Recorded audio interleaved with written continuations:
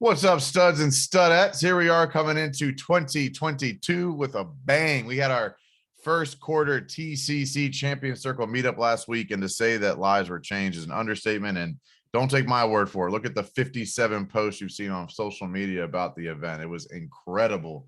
It took 2 or 3 quarters in 2021 for that initial group to open up and get transparent and get vulnerable and really figure out their own comfortability in the room. And that happened like fucking day 2 this year. So, and January Q1, day 2, people are opening up about some real vulnerable stuff. And like, that's where the real help happens. Like for me to make an impact, it's not just sales and revenue and leadership and, winning in their, whatever you want to call it. It's getting deeper. It's solving the real problems. It's getting open and vulnerable about the shit that's really bothering us, because no matter how much you win on the outside, if you're not winning on the inside, it doesn't feel like it's worth it. And so for me to see these people open up and really start to, be transparent and vulnerable about what they're dealing with so we can actually solve real problems, like that just makes me fucking pumped. But part of it, if you've been following me on social media recently, I have a team now. In case you didn't know, I have a team now. It's pretty exciting. Basically going into fourth quarter last year was still kind of me, Tiff, and Lynn's, and now we have, 4 additional members on the team, which is super exciting. So you're gonna be hearing from them over the next couple weeks and months, because I want you, the Claude Squad audience, the Big Stud audience, to get to know these people, because they're really cool people. And I think if you've known me long enough, I'm not going to put some shitheads in front of you guys. Especially from a coaching and team perspective. We operate at a very high level, and I have very high expectations, and I'm only going to bring people in that I think fit the mold. And if they don't, they're gone. Like it's not trying to be a dick. It's just real. I have a very high expectation level, and either I'm going to overpay you for hitting those expectations, or I'm going to fire you for not living up to expectations. So, I don't really have space for any B players on my team. And that's my opinion. And that's how we're operating, because the impact at which we are moving, we're moving too fast. The impact's too big. The responsibilities and requirements to maintain that and own that is very high. So, I have some very high level people on the team now, which is super exciting. And my mom actually asked me what was my favorite part of the event, from the Q1 event. And it was how the team came together and just did what was necessary to get the job done, across the board. People stood up, stepped in, do whatever is necessary, from the event, from just blocking the window that was shining in people's eyes, to the AV, to just everything. Like people just stepped in and stood up and did what was necessary. And I think that's kind of rare in businesses where you have, a full team of people. It's not a big team, we're 6 or 7 strong.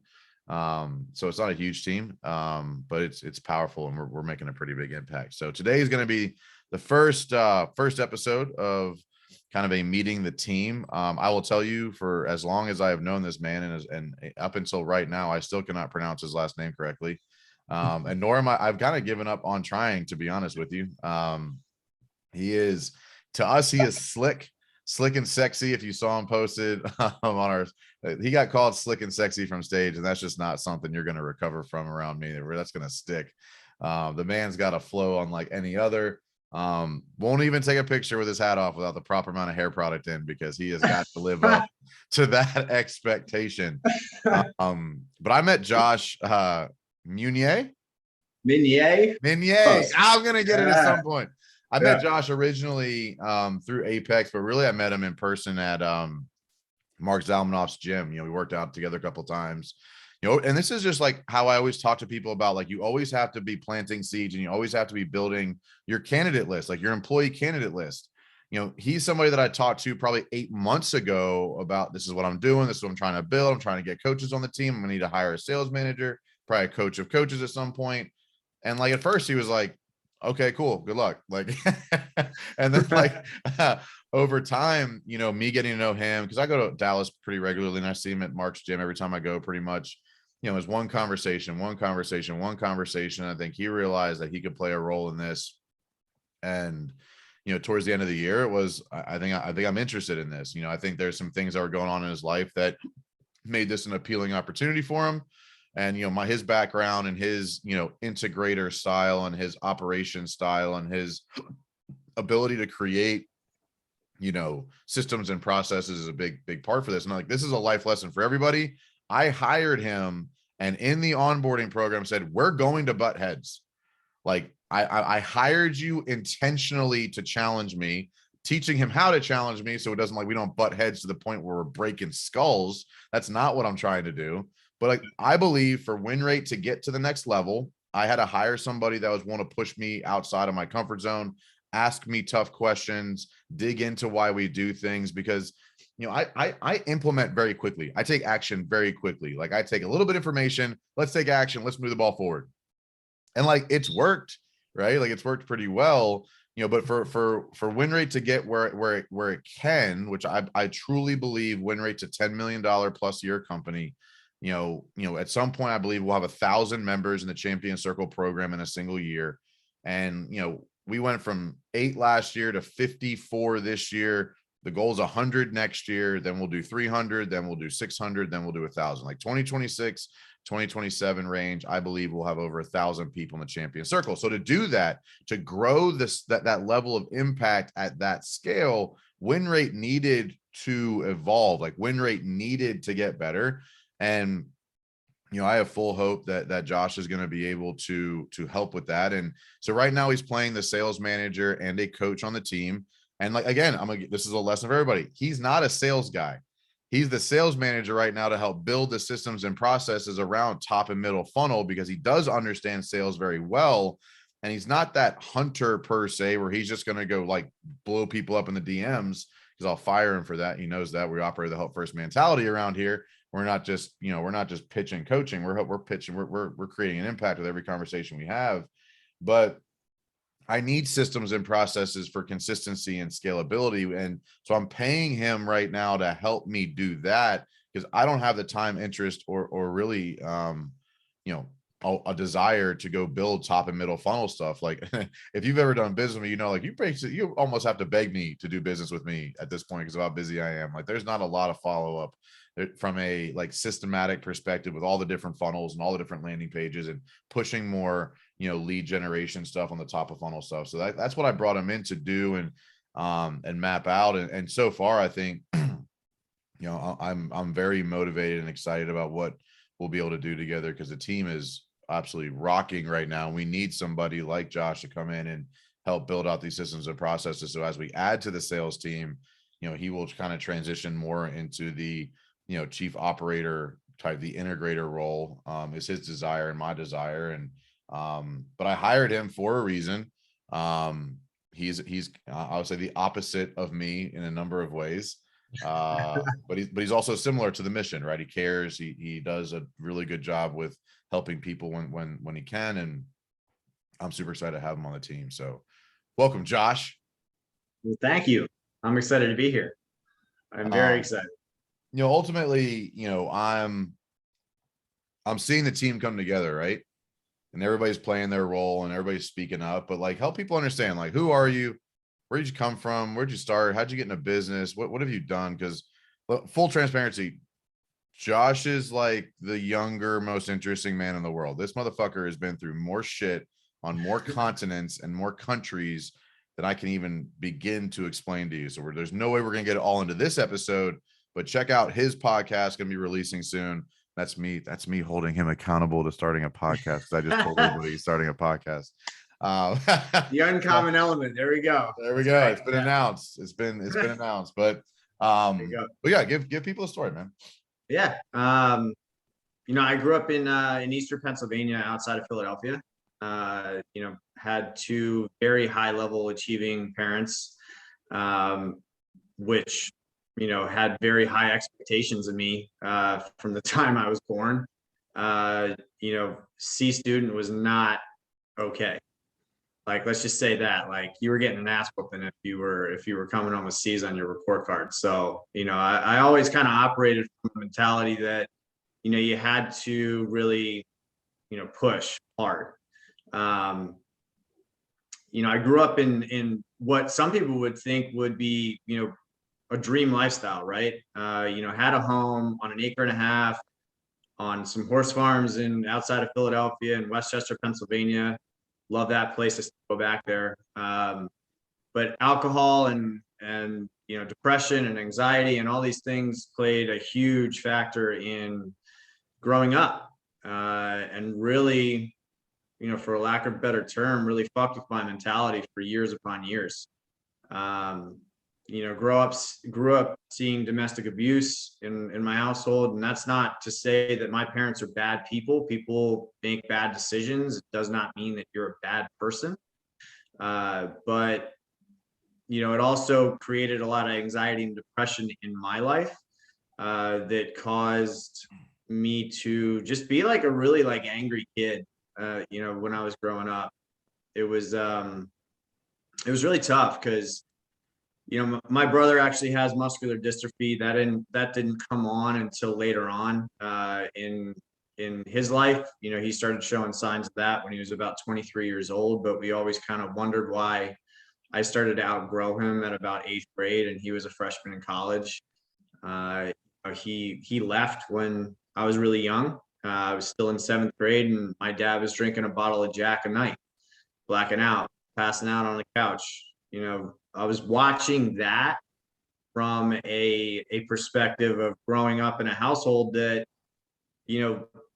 really now understanding later on in my life of the things that I do not want to do or do not want to be a part of. And I've had multiple conversations and had to rebuild relationships with the most important people in my life. And that is my direct family. Right. So I actually think it's kind of a blessing to come from that, because it created a lot of adversity up front when I was younger. And I'm very proud of both of my parents because they've changed millions upon millions of lives. Dad's done some pretty incredible things in his career and now is retired. But I actually figured out and was lucky enough that my parents figured out right around 7th grade that I was hanging out with the wrong people. And I was, they needed to pull me out and put me into a private school that, so yes, I'm a private school kid. You can call me a rich kid. I don't give a shit. It's fine. I grew up in that type of environment. But it wasn't until I hit 8th grade, and there's a guy and a mentor that really bought into me as a person, saw someone really struggling from a mental standpoint, from a depression standpoint, from an anger standpoint. And he ended up being my wrestling coach. His name's Jay Farrow. Westtown School was a place that, Quaker school, got introduced to religion. What is that all about? And if you guys don't know what Quakers are, it's kind of odd. You sit in a meeting room, for silence, you worship God, and the next thing you know, you're like, am I supposed to stand up and say something? I don't know. Or am I supposed to pass notes while I'm in here, right? But Jay took a very big interest in me just because of the athletic side of me, because of the potential that I had in wrestling, because I was an all-state wrestler in high school. Went to nationals, did the whole thing. I was also a two-sport athlete and 4-year varsity letter winner, for lacrosse as well. But Jay changed my life.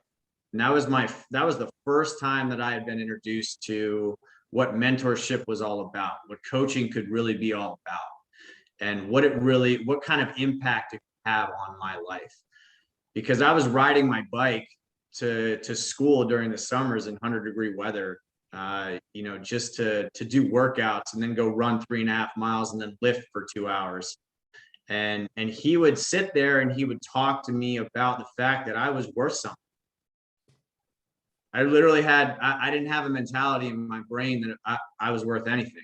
It was hard because I felt like the people that were closest to me, I didn't feel the love that I had seen in some of the other relationships that were out there, right? That I was surrounded by.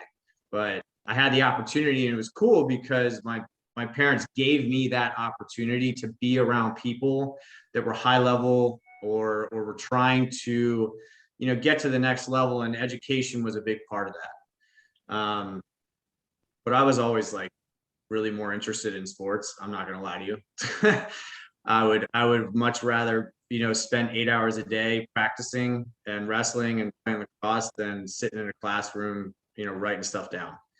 And that's where I started to really build a framework and a mentality, and over a 2.5 year period, Jay took me under his wing and really just said, man, look, you're loved. Like you were respected.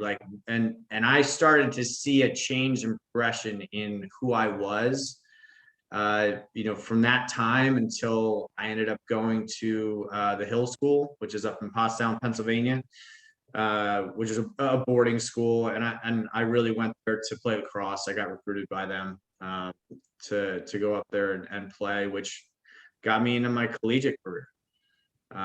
But it was really, really important. And I give all the credit in the world to my parents of understanding that we need to get Josh around around people who are going to help mentor him, because he is stubborn as fuck and he does not want to listen to us.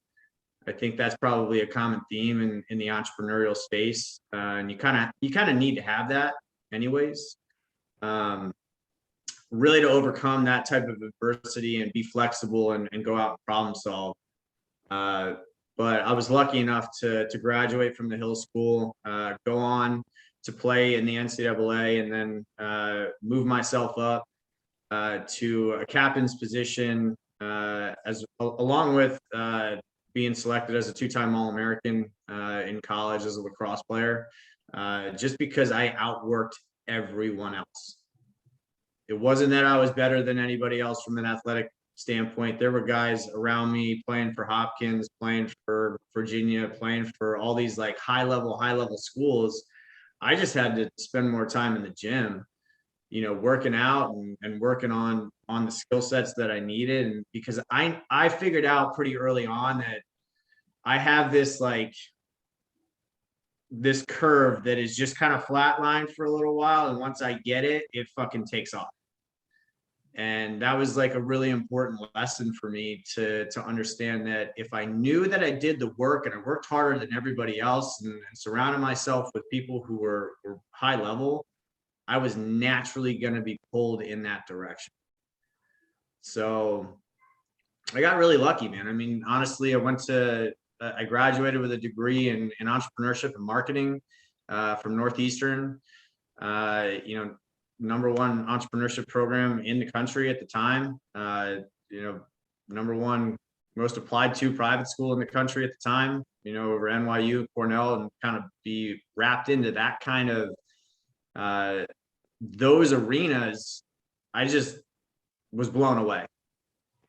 That was kind of like, whoa, all right, I'm here, I'm doing what I need to do, and I'm actually succeeding at these types of levels. So it gave me a little more confidence, but I still wasn't there yet.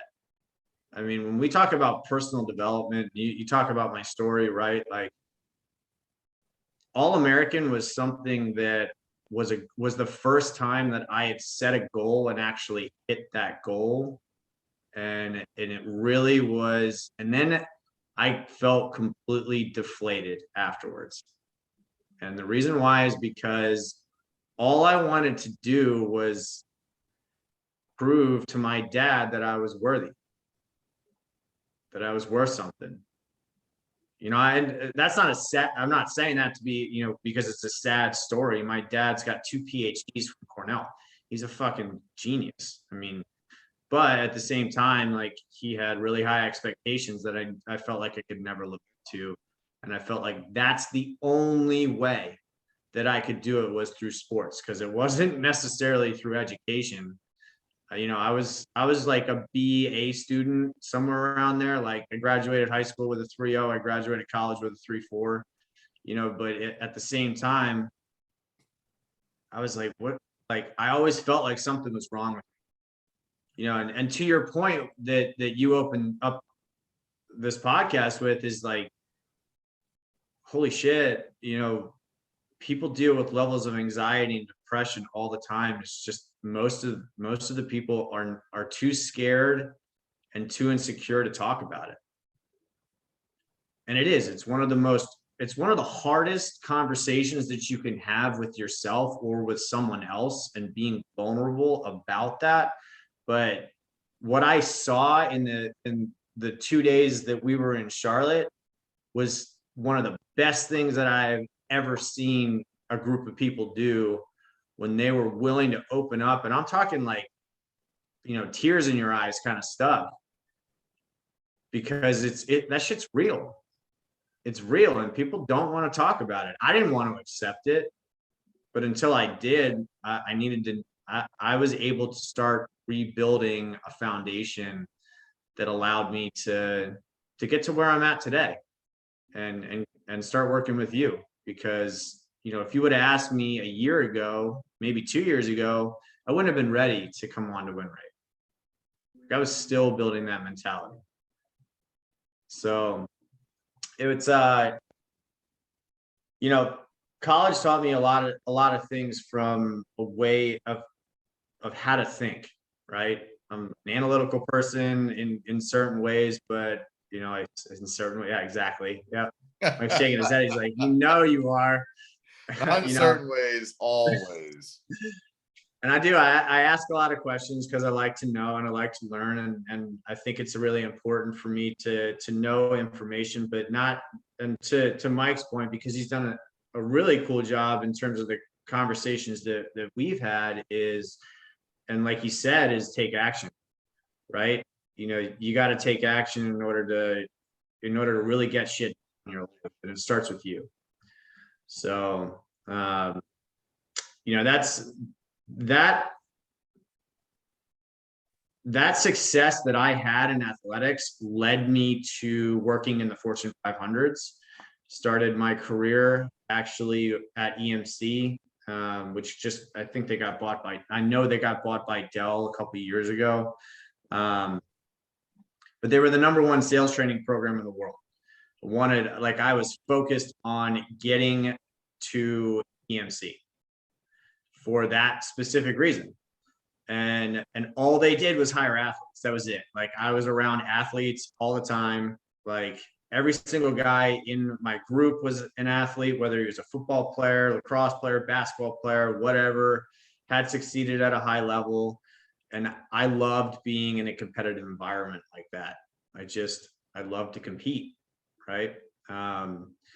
So went through that program. I stayed with them for a number of years, and then I got poached. So I'm in Boston, by the way. I didn't didn't say this, but I'm in Boston for about almost 6 years at this point. Freezing my balls off, dude. It's totally cold up there. I never want to move back north of Pennsylvania, if at all, because it's just not where. I don't like the snow, even though I walked in like 20-degree weather this morning. But I got poached by Oracle, which #3 tech company in the world at the time.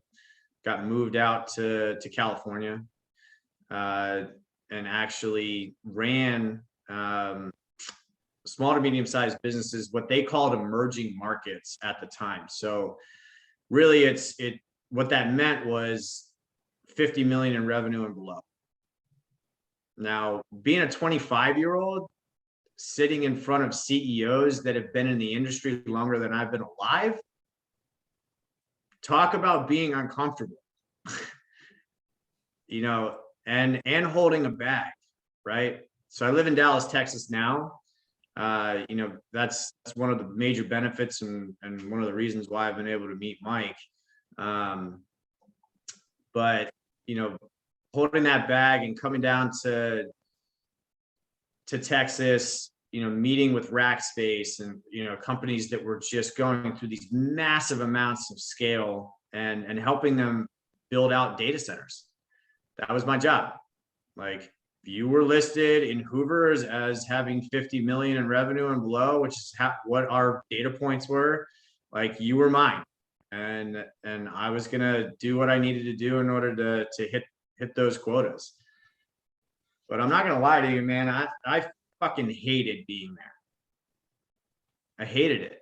Like, I wasn't, for as cool as it was, and as much as I learned about building business cases, building use cases, solving problems, like, there were things that I was doing from a personal level, like doing drugs, like drinking almost every night, going out, partying late, being around people that were ahead of me. But, I had that kind of envy situation where I was just like, man, like all these guys are in private equity or in Salesforce or in, LinkedIn, and all these companies are going public.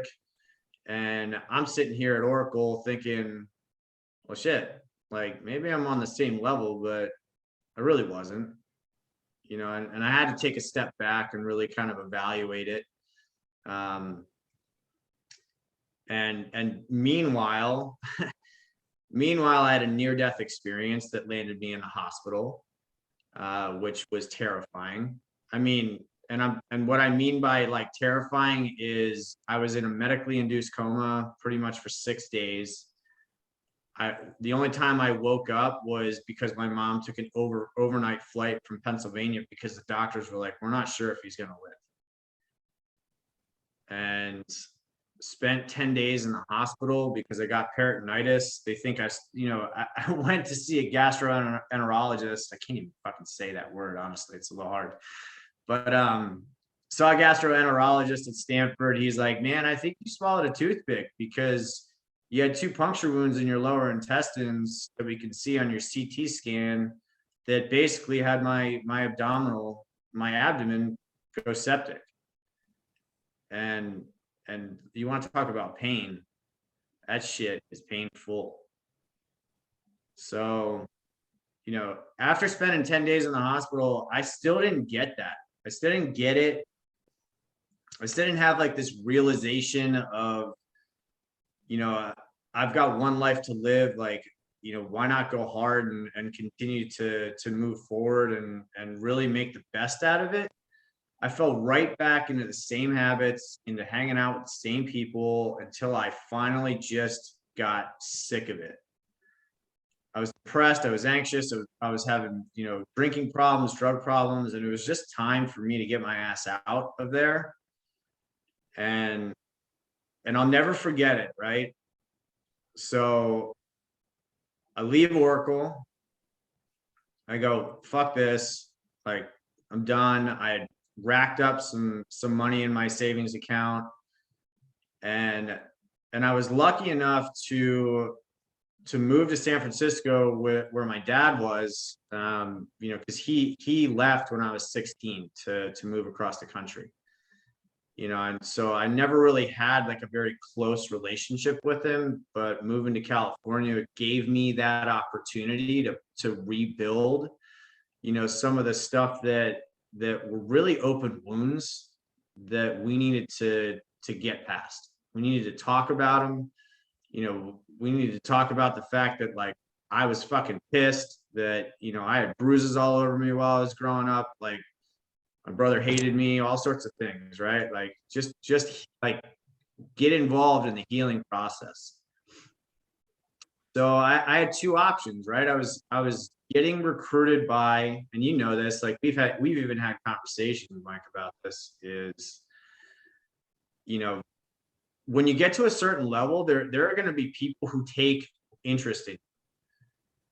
And you can get a lot of opportunities or you can have no opportunity. And sometimes it's worse to have a lot of opportunities come your way than it is to have no opportunities and 0 options. Right? Because it can confuse the shit out of you. Like, I knew I was getting recruited by FireEye. I was getting recruited by getting recruited back to EMC to go run channels for them. Or my second option was go travel. Like, that's kind of when it hit me, is when I left Oracle and I was like, if I'm going to die, I think my abdomen's going to kill me because, I had my appendix burst when I was 14. I also got peritonitis then.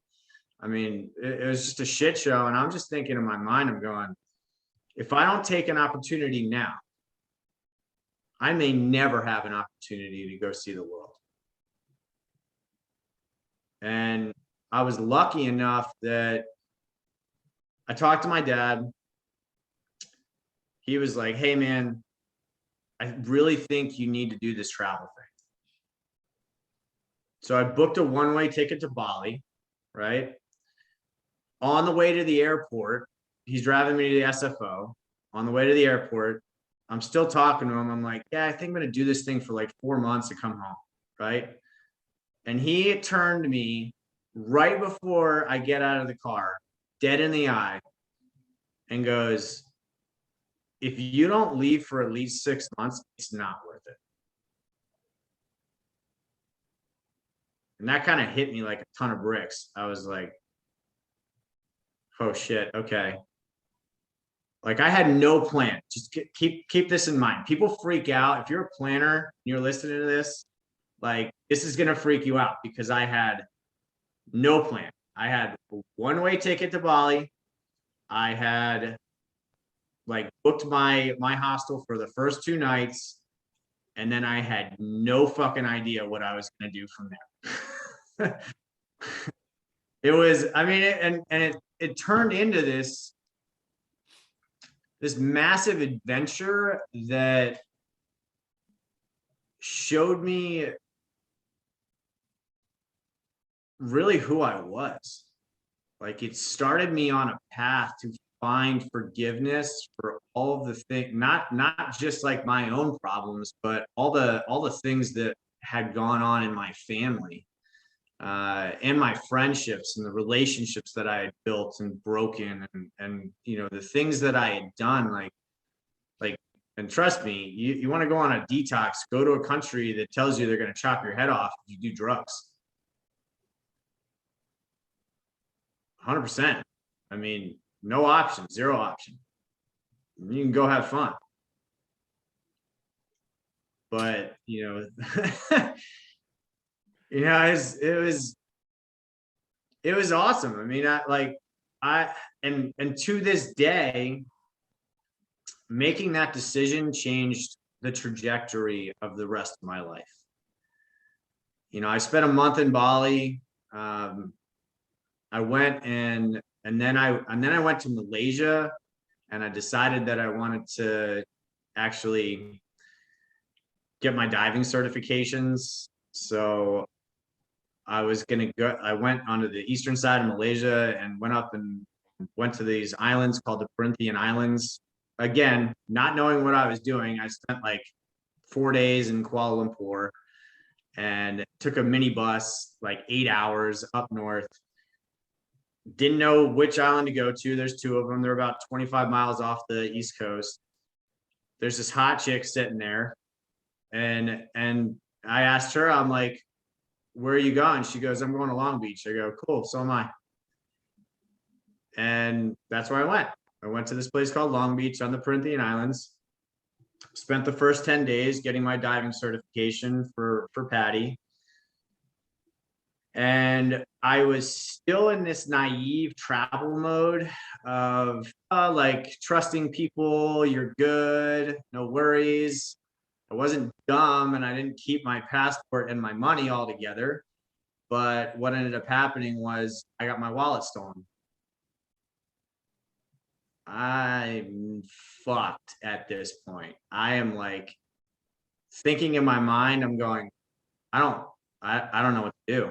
I have $0 to my name right now. Zero. I have no way of getting money from an ATM. I have no way of paying for accommodation. I basically had to go and beg the dive shop owner that I was staying with or working with at the time to allow me to sleep in a hammock above the dive shop for however long it took me to figure out what my situation was going to be. I can't imagine, dude. That would freak me the fuck out. I was very freaked out. Golly. It was the first time in my life that I had zero safety net. There was zero safety net for that.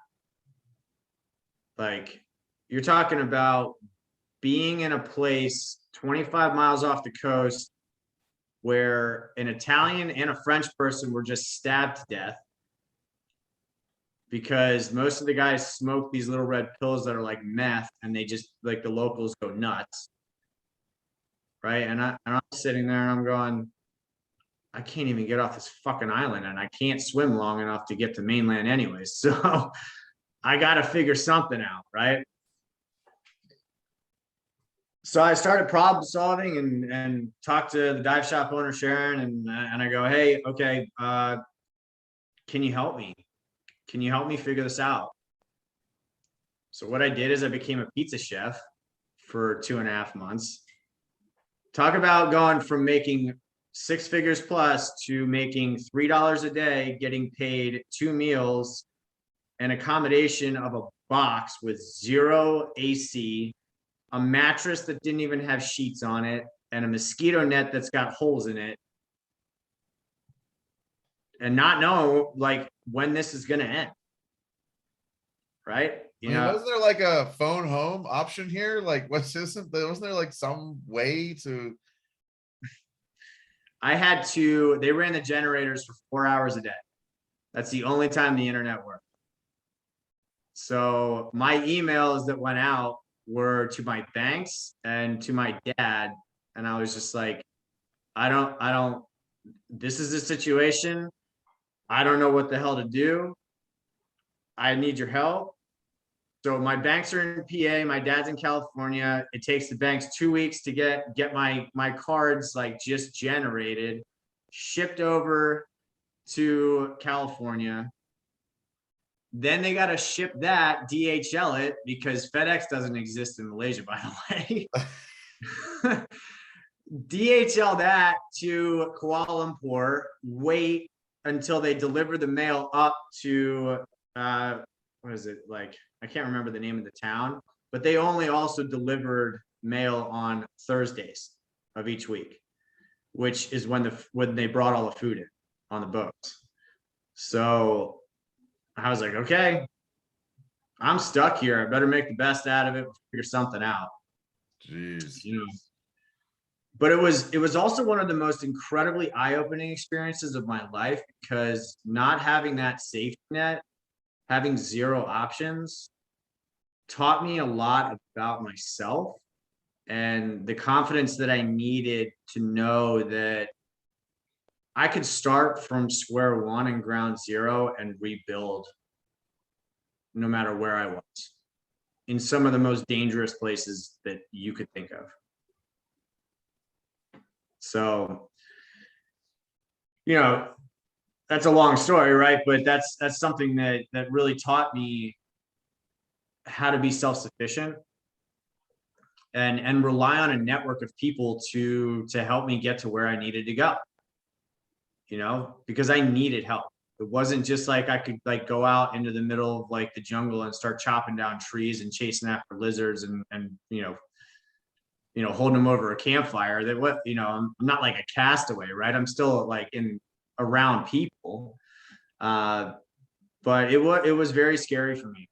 And I'm glad it happened, because I think it was the start of me building self-confidence that I needed to become who I am today.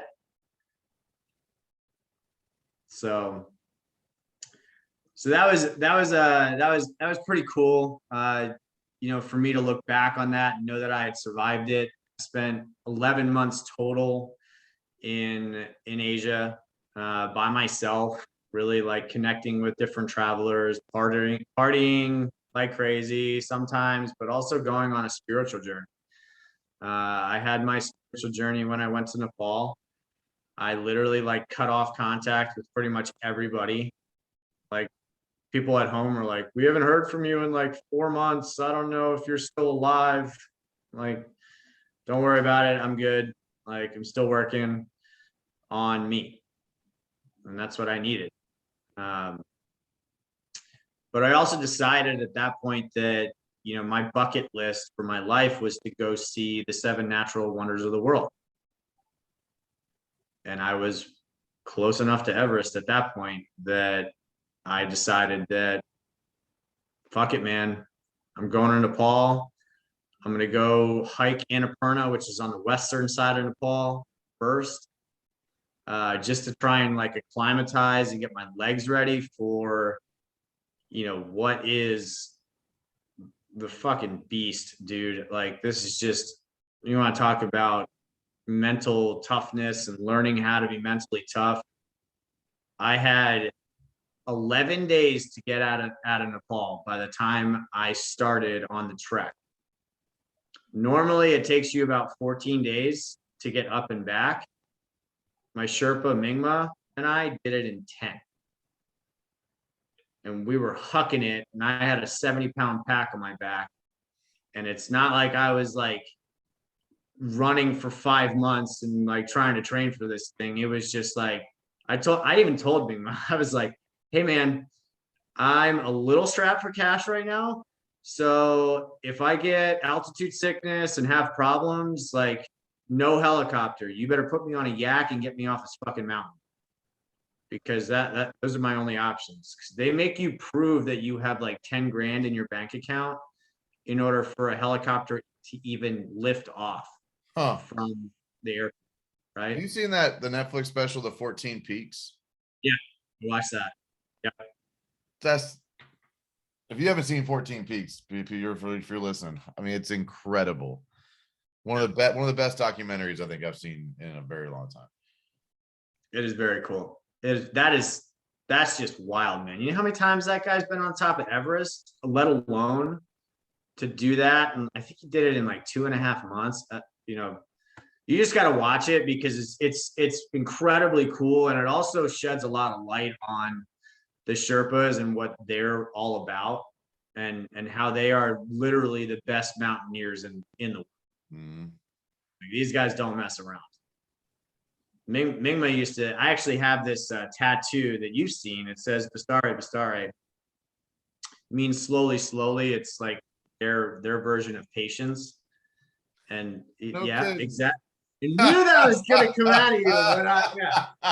But holy shit. I knew that was going to come out because it's a reminder.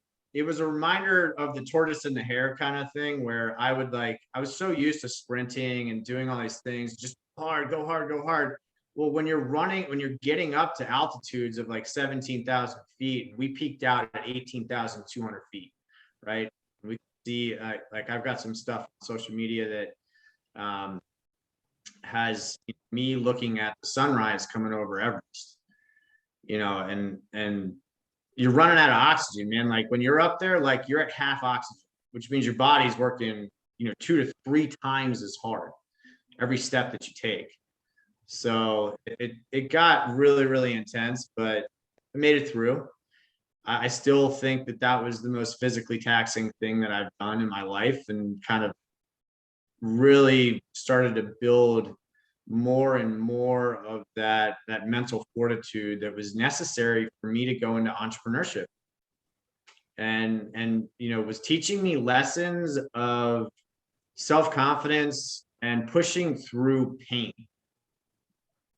Like the more and more I talk to entrepreneurs, the more painful it gets, as you continue to scale a company and as you continue to grow, and you have to have a mentality of grit that you can be taught in sports, or you can go and you can hike some fucking mountains, but it's important that you try and do that on a daily basis.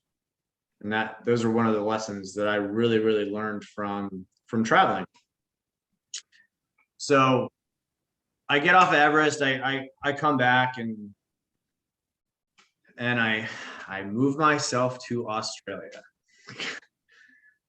For whatever reason, I wasn't done. The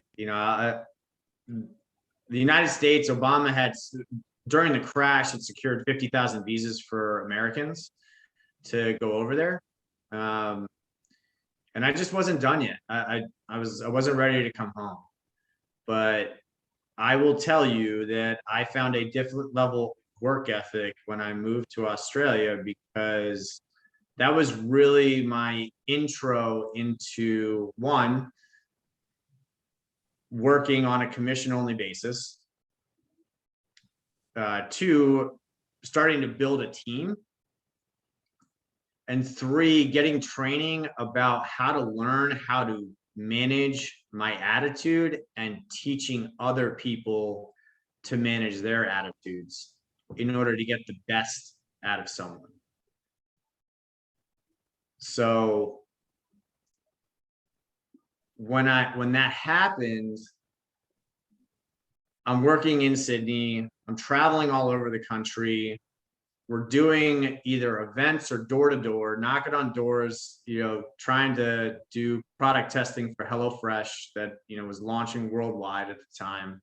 I got selected as one of 2 guys to run the teams that would go out and do the door to door.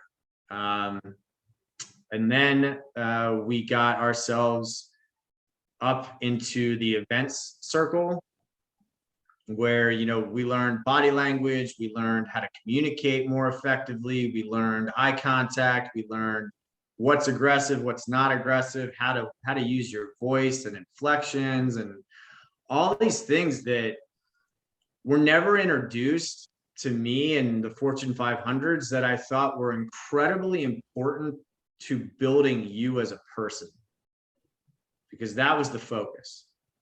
If you could build the person, you can get the output that you need. But if you can't build yourself first, you'll never be able to really truly achieve what you want as a leader in a company. And I think that, Mike, that's where you and I have connected really well, is building that foundation, continuing to build. And that's just a never-ending process. But there are things that you can do that are going to allow you to build your confidence and make you proud of you. That's where it all starts. So I spent my time in Australia. I can tell you're just like, oh my God, like what? I spent my time in Australia. It was cool. It was, got to see a lot of the country. I got to dive the Great Barrier Reef at the same time, which, ticking off another thing on that, 7 wonders of the world. And it was awesome because I got to do it with my mom. So she came out for a month. I spent a week with her in Cairns, which, by the way, if you go up there, they're not alligators, they're crocodiles. They're like 17 feet long, like that you see on the news that they're driving them in tow trucks, like the ones that pretty much pick up 18-wheelers, like, and they've got them strapped down, and you're like, holy shit, I don't want to go in the ocean. So I didn't go to like the Outback or anything like that, but I did meet a lot of really interesting and very cool people.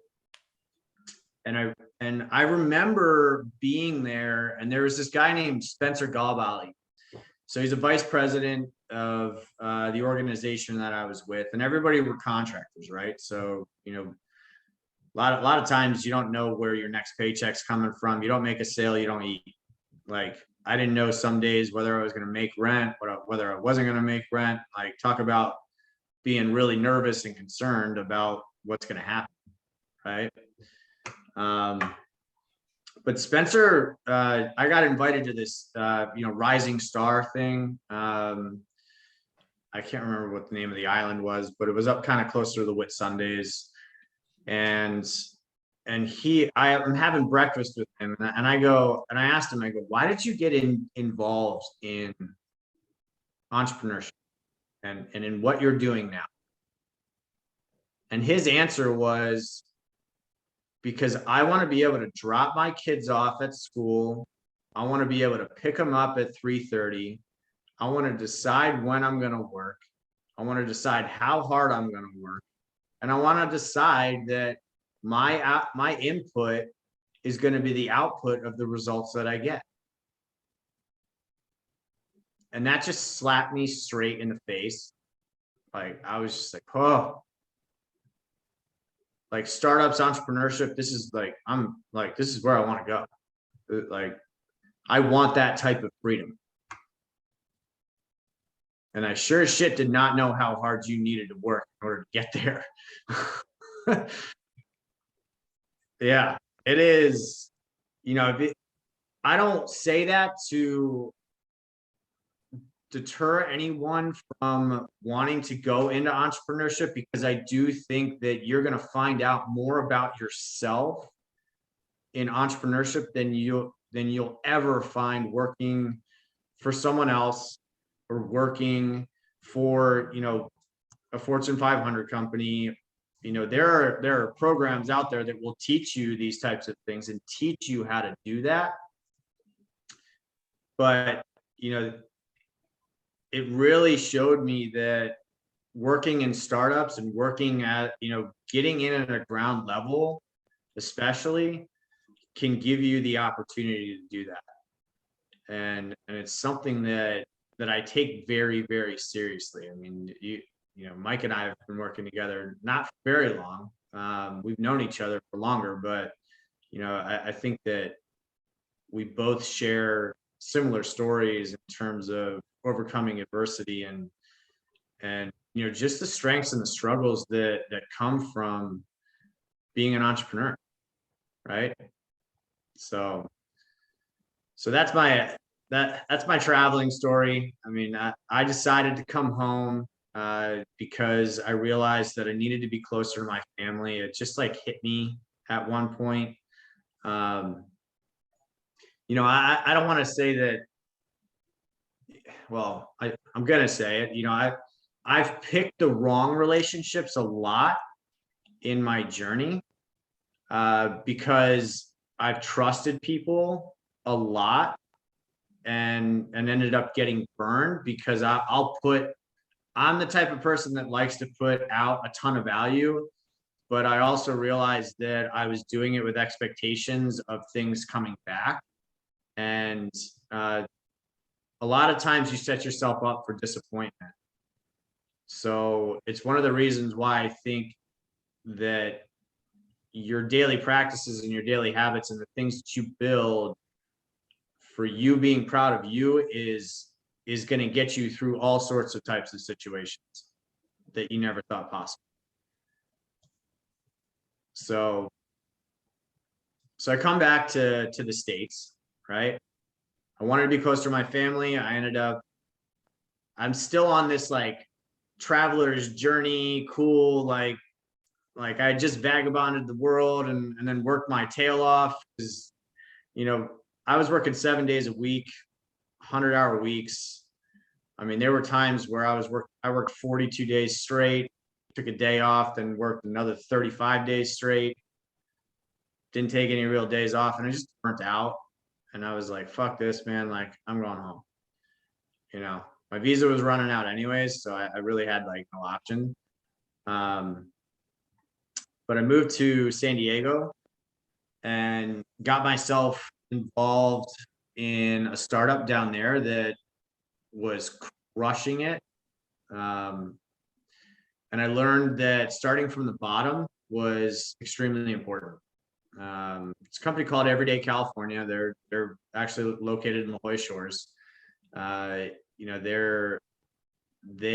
got a 1 in a million deal with Cherokee Global. I was running business development for them at the time. I started off actually as a kayak tour guide, running kayak tours in La Jolla Shores.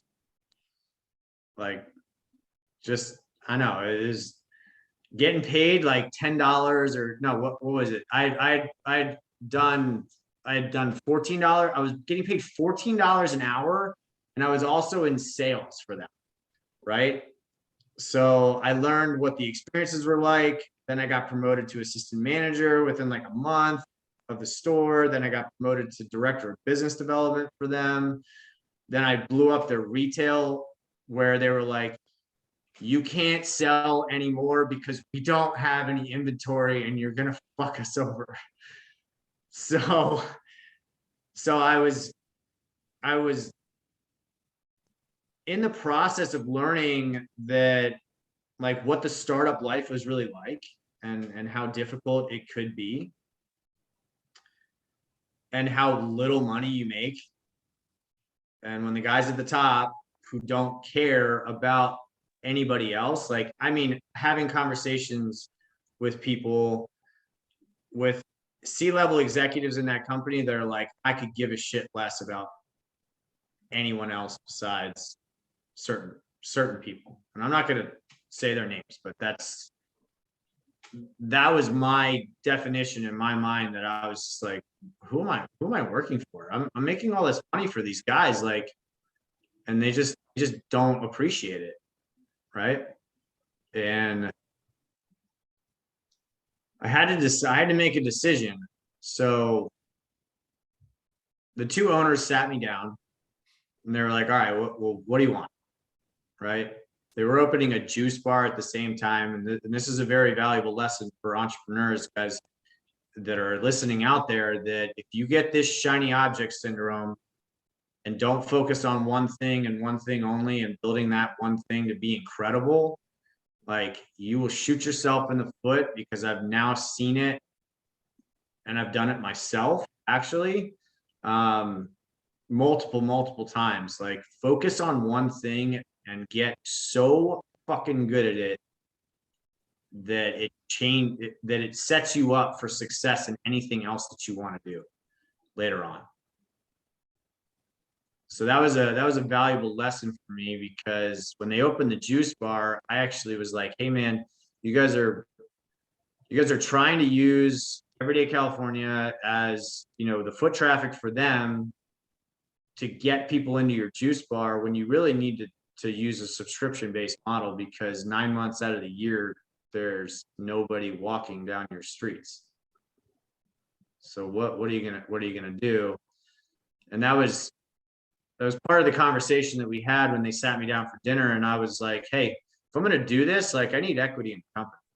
Like, I'm not gonna do this to they asked me basically to run North America for the deal that they had cut with Cherokee Global and Five Horizons, who owns Carhartt. And they told me that I'd be traveling 85% of the time. I was like, dude, I don't want to do that. I really don't. So I quit. I finally figured out, and like, maybe this is like the start of me figuring out core values in my life. Was one, I knew that I was wasting my potential by not starting to become a business owner. And I will give credit to Chris Lynch, who was a CEO of Everyday California. He sat me down and he's like, bro, you are ready to go start a company. You got every skill set possible that's ready to do this. Go and do it. So my analytical thinking in this, I start doing all sorts of economic analysis on where the best places to start a company are. I didn't know what I should be doing. I had no idea. I mean, I knew I liked athletics. I knew I liked gyms.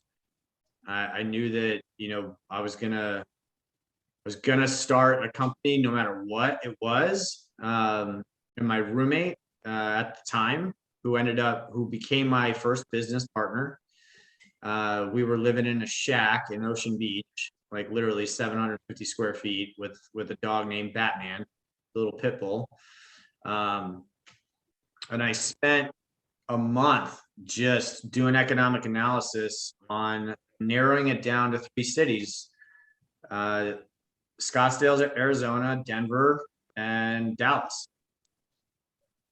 And I was like, where's the best place? Where's the most growth? What can I do to figure out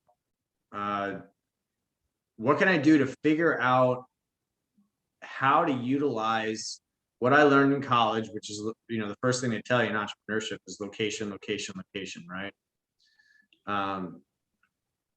And I also didn't want to put myself back into like a Candyland type of situation where, people weren't really trying to move the needle forward in a lot of their life. And I knew Dallas had 21 out of the Fortune 500 companies over here. And it's even grown since then. So we picked Dallas. I'm in negotiations with a franchise. I mean, I don't really want to throw them under the bus, but I would have become one of the franchises. And if you want to put it together, Mark Wahlberg made a major investment in them.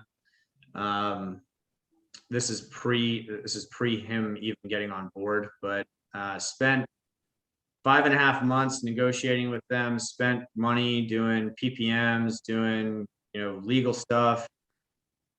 Got 3 of my close friends to move to Dallas with me. And while we're here looking at location areas, because our plan was to open 5 of these over a 3-year period, they pulled a bait and switch on the franchise disclosure document. And the final document that they sent me was completely different than what we had negotiated. I get on the phone with the rep. I go, what the fuck is this? I had conversations with their COO already. And he's like, honestly, dude, you had me completely bent over backwards and the executive said no, and you either take the deal or it's dead. Talk about being scared. Talk about being in another spot that's scary as fuck. Because now, not only am I just responsible for myself, I'm responsible for 3 other guys that put their faith in me to move to Dallas and take a shot. And we were broke, dude. We didn't have money. Like, it's not like you get paid in San Diego. San Diego got listed as the worst place to start a business in the country when we were talking about entrepreneurship.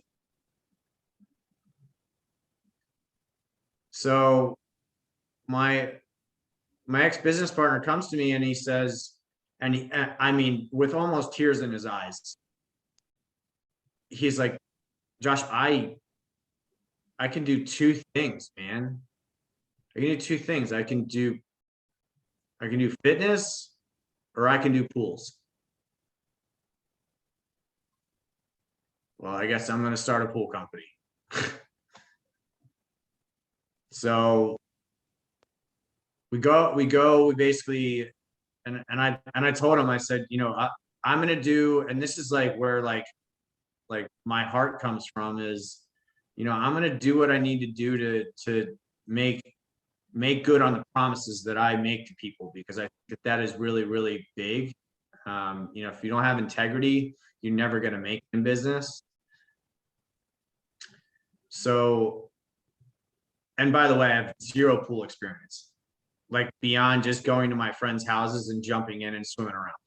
And I knew I liked the ocean, but I also knew that, I could write a pro forma like a champ and figure out via having conversations and not being scared to go out and ask for help, that we could do this, that we could create a company that could make an impact in a blue collar industry. Like, I'm not gonna lie, like, we were white collar dudes in a blue collar industry, right? Like, and we saw that there was a need there that helped us differentiate ourselves, because we were able to connect with people who were willing to trade their time for money. So we bought a first truck, put a pool pole on the back of it, bought some chemicals from the local distributor, and I went out and started knocking on doors.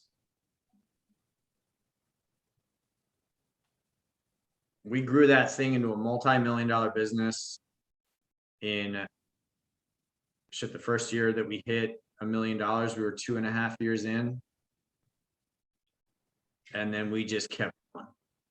And I would not be stopped. Like,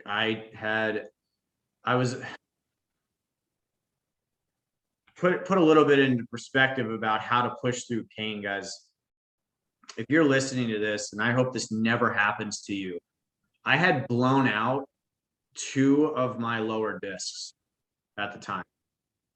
I had a 6 millimeter herniation in my L4, L5, and an 11 millimeter herniation in my L5, S1 lower spine. I'm talking waking up with level 7 to 10 pain, having to go to work, waking up every day at 5 a.m., getting home at 10:30, and going and doing it 7 days a week. because I just wouldn't be stopped. It was one of those mentalities that I needed to have to push through pain, and you're going to need that if you want to really succeed in business, because there are a lot of obstacles that will come your way. But you and I, Mike, were talking about this earlier, right? Is like, you know, your proximity to power is something that is going to help elevate you, or the lack of that is going to drag you backwards.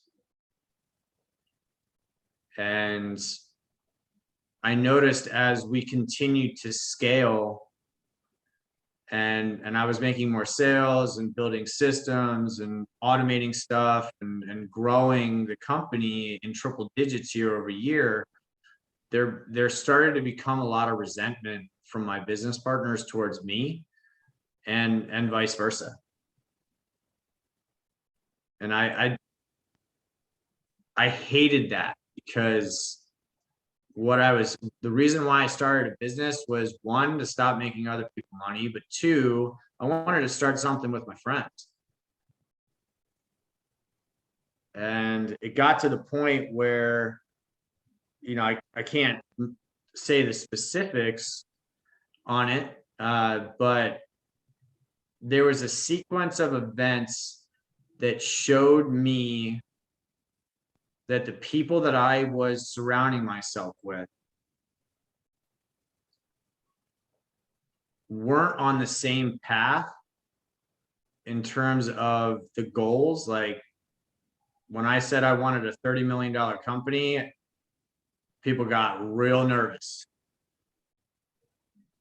And then I got introduced to business groups like Arte and like Apex, which started to surround myself with people that helped me feel like I wasn't on this journey by myself.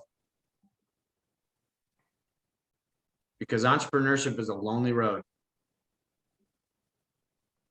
Until you find the right people to surround yourself with, it's a damn lonely road. And, you know, I didn't even find that until like 3 years in. Like the first 14 months, like level 7 to 10 pain, depression's back, anxiety's back, sleepless nights, all sorts of crazy stuff. Like, we didn't hire our first employee until 18 months in. And then we blew it up and like 20 employees and 80 subcontractors. You know, we went from a full service company to a remodel company to a new build company. And like, all the while is just because I was like, fuck it, I don't want to eat cereal for, 5 years straight, because I knew that was the only thing that we were going to be able to afford if we didn't scale. So, you and I, Mike, you and I connect on this kind of stuff. Like, we've had hernia surgery. I've had bilateral hernia surgery in August of 2017. We had 85 clients at the time that were paying us on a subscription basis. The business partners come to me and basically do a hostile takeover.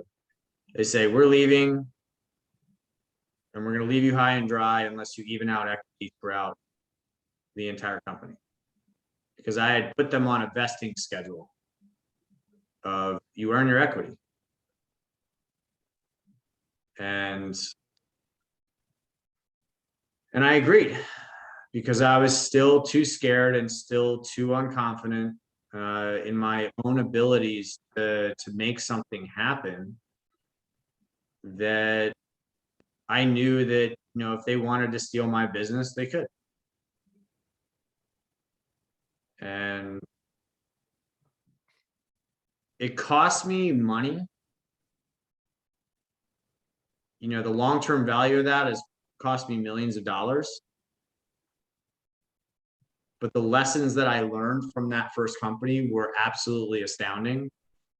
That I'll be able to take that with me for the rest of my life. And those are lessons that I learned, and I had to learn them the hard way.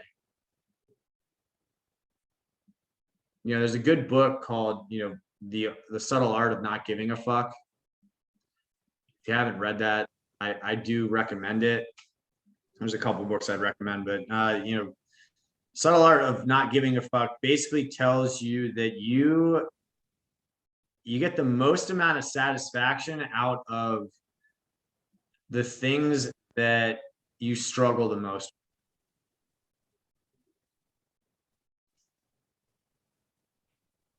And that's where I started to, and I got to thank my friend Gideon, because he actually sent that to me. But that's where I started to figure out, you know, struggle is good for you. A lot of people run away from it. They want to be comfortable. They want to get into that comfort zone. You know, it's interesting because, you know, Stuman talks about it in G code of the force of average. And I started hearing it from when I got involved with Apex. But that is your comfort zone, your force of average. Like, how, you know, how do you continue to push yourself out of that? Right. So I made the decision that the vision and the core values, which are incredibly important if you're going to start a business with anyone else, that those two things specifically align, that they were never going to align based off of, you know, what we had gone through. Like 3.5 years, I'm talking, this started 6 months in, and I just put up with it for up until basically 4 years. I was like, this is just, I can't do this anymore. I knew that I was wasting time. And if I stayed rather than starting over, I was going to waste more time and give up and just continue to give up more. And that's the most precious thing you got, guys. It's time. You can't get away from it. So I leave that company. I get recruited as the chief operating officer of a pool builder. This gets even better. I become the COO. You know, we sit down. This is a guy that had mentored me through, you know, learning. And another important lesson is, if you don't know stuff, like, go out and find people who know the things that you don't know or ahead of you, in order to help you.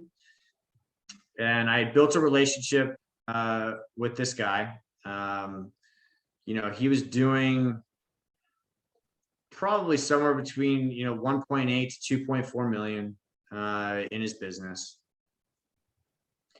And I took everything that I had learned from my prior pool company and brought it over to this pool builder.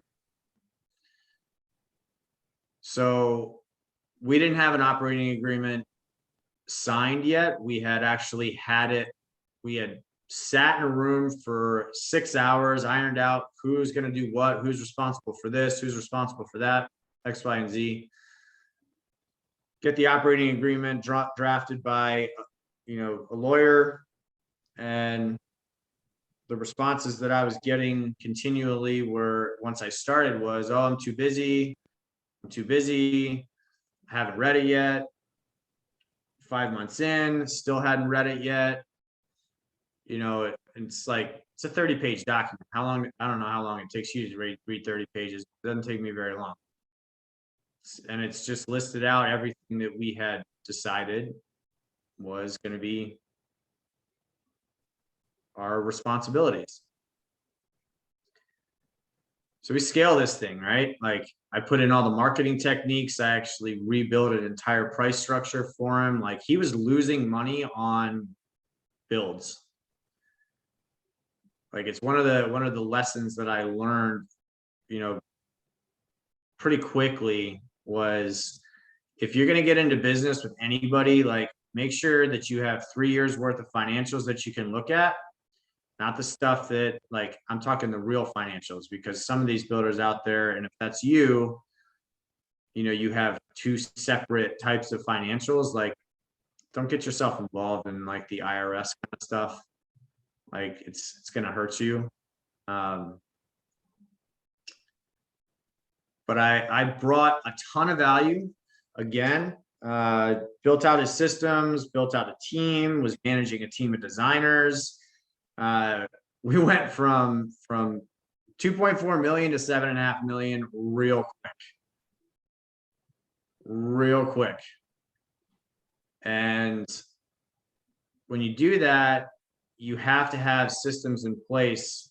And there's just really the demand. This is during COVID, right? Like the demand went up in permits by 400% in Texas. Like you couldn't turn, like you could charge whatever you wanted if you wanted to. And I'm pretty sure there are a lot of builders out there that are doing that. I don't think that that's necessarily the right thing to do, but there's a lot of people out there that will do that. Well, once I had executed on what we had set as an 18-month period, I had completed all those tasks within 6 months. He came back and redlined our entire deal. He was like, nope, I'm not going to do this. Nope, we're not going to do that. Nope, we're not going to do this. Nope, nope, nope, nope. I put all my faith and trust into another relationship that just ended up letting me down. And so I decided to leave.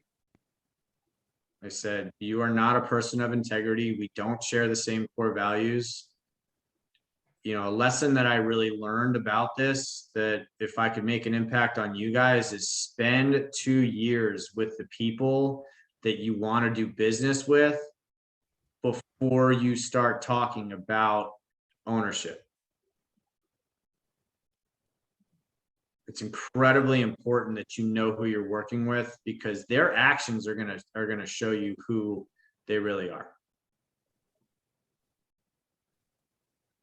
And to Mike's point, I've been burned. I've now been burned several times. Another lesson that I extracted from that was I jumped in too quickly with someone else after I had left my last company, and luckily, I'm getting a payout from them for years to come. But that was really tough for me to swallow. And then, less than 2 months after that, the girlfriend that I had at the time that I was ready to marry tells me, there's better looking and more successful people out there than you. I'm just going to go fucking drink every night, and,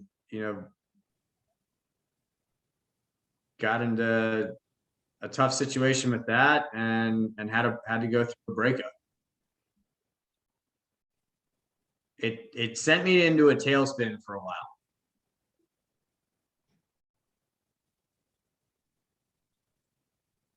And I got to the point where I was just like, you know what? I got to start focusing on myself. Like, I've been focusing outward rather than inward, and going back to square one of building the foundation of me being proud of me. And so I run into the crew in Apex. I think the first time actually you and I had met just by passing was at $1 Million Mastermind, and I think you were there with Champion Shoes. I didn't really know, I heard about you and through guys in the network. And I'm like, what does he do? And all of a sudden it's like, oh no, Mike works for contractors, right? He works with people who understand, how to take their business to the next level, how to scale their business from with systems, processes, but really what it is personal development and self-development. And I'm thinking in my mind, and I'm going, wait a minute, like, shit, man, like I've been through enough lessons now that I think that I can probably help teach people how to get through that kind of stuff. So, you know, you and I have this conversation, right? We're sitting at the gym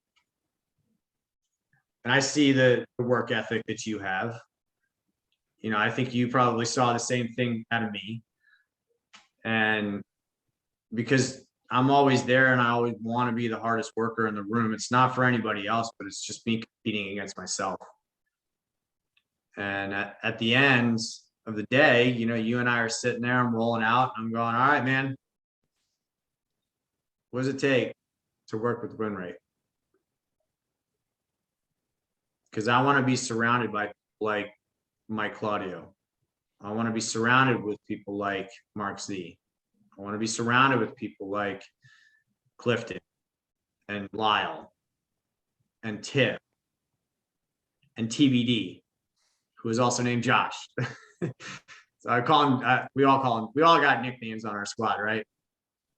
And Lindsay as well, you know, that's where it came in. I didn't know what type of true impact you were really making with WinRate until I started like honing in on, holy shit, like this guy is making a movement in the contracting industry, and there's a massive need for people to learn how to get out of working in their business to working on their business to then creating freedom. And that really got me excited. I was like, shit, I could make a massive impact in this. I could start from the bottom, you know, in terms of, well, maybe not the bottom, right? But, you know, as a sales manager of understanding what the business cases are, what our clients are dealing with, and really, you know, to your credit, man, of having that operate with a help first mentality. You know, a no sales approach, right? Of how can I help you solve a problem? And if you ask me that, you know, you want to work with me because I provided enough value to you and built enough brand equity for you, that you ask that question. And if you don't, great. You got value out of it. And that's why I'm sitting right here. And I feel incredibly lucky and blessed that I've been able to be on a team that has a cohesiveness like WinRate does, because we all like each other, we all give each other shit, and you know, we all have a mission to make this something that is incredibly special and changes people's lives. And that's a purpose I can get behind. Boom. Dude, you just talked for the last like 90 minutes straight. So we are going to end it on that. I'm grateful that you're on the team. Guys, go follow him. Go follow his story. Get engaged with them. Listen to his podcast. Check him out on Instagram. Everything will be listed below. But dude, I appreciate you sharing the story, and obviously a lot more wins to come. So right. I appreciate you, bro. Appreciate you too, man. Thanks for having me on.